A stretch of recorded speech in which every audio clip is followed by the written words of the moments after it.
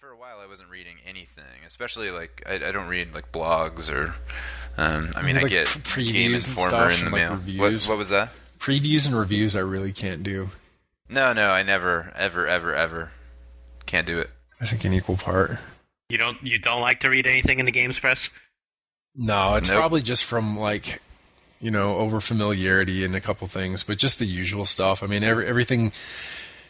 I mean, I know there's good stuff out there if I look for it, but I just far too often I just feel like I'm reading the same boilerplate over and over again, and like I just can't get past it. Certain words and I just tweeted don't- I it just a little don't while care. ago, but I really enjoyed Matt Leone's piece on LMNO.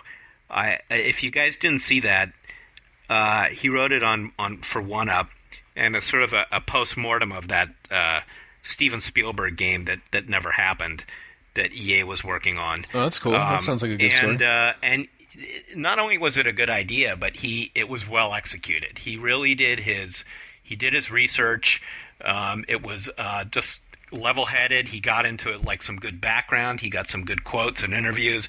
It was surprisingly good. I don't mean that in terms of Matt, but just in general for the games press. It was exactly the kind of thing that I think all of us would like to see more of. Yeah, for sure. I like to read stuff so like that. I do recommend searching that out on OneUp. So Man, I'm so glad that Jeff was able to come up with something like nice to say. That's so awesome.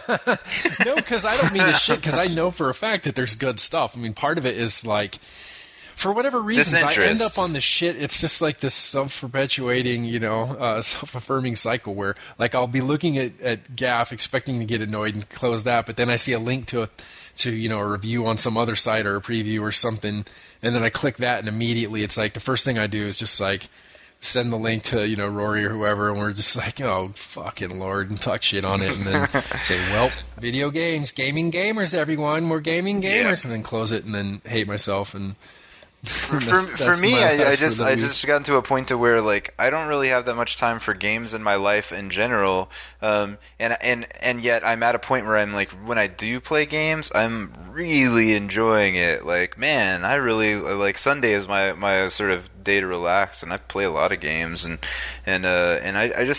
I spend a lot more time like playing games than I do reading about them, because I just honestly don't have time to run out and get every cool thing that comes out. So if I find something that is holding my interest and I'm enjoying it, I'm not really like out there shopping around for other stuff, and I'm not really like following the scene if a scene exists. Right.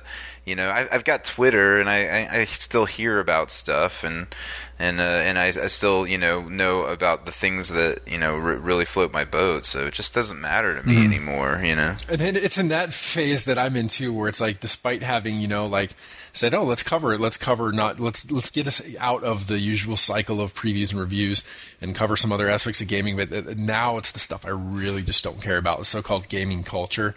Like, the fact to call it a culture to me, just like, I don't know, it's a little bit odious. Like, it's a gaming culture. This is who we are. We are gamers, by gamers, for gamers. Like, that's, I don't give a fuck. Like, it's like, it's just a part of my life, and I guess that's just, I mean, I don't know, I sound cynical, but I absolutely do love playing games. And it's like, actually today, I have play dates with some people from work where, we're specifically playing some stuff, just to talk about it as we play, research type material. And it's like, it's just different nature of the conversation at that point. And that's just kind of what's interesting to me now and what's useful to me. So that's, it's just, a case of my head being up my own ass, but that's so be it. Yeah. But I do think there is a gaming culture, and I think though that like maybe we missed the boat on it a little bit. I feel like it's a little younger and a little bit more. I don't know. Like last night, I walked into town and I watched this band from Atlanta called Curious, who are basically like an Animal Collective style, kind of like psychedelic sample band. And they start out the set with a little like sound piece, and I'm like, wait, what is that I'm hearing? I hear this sample, and it's fucking Navi from Zelda. From like the Nintendo 64 Zelda going, hey, listen. And afterwards, I talked to the guy. I'm like, hey, that was cool. I heard the Zelda sample, and the dude who is kind of like hipsterish just starts going off about like every nerdy thing ever. He's like, did you hear like there was a Princess Mononoke sample? And I'm like, oh man. Sorry, I didn't mean to start this up. I didn't want to have an actual conversation with you. No, I did, but like I didn't expect the guy to be like a high level nerd. But like the sort of the nerd thing is just The huge. Navi sample should have probably been a tip off for you. Yeah, probably. Yeah. But Sean, I would also say that don't forget what your job is, right? I mean, you're deeply immersed in the gaming culture. I think it's just that you're too busy like making them now to be wanking off about them intellectually. It is, and it's not. No, I mean, in part we're doing that here, right? I mean, we're wanking off them, but it's like Sean's just mad that I'm not wearing Andrew Ryan pajamas. Exactly.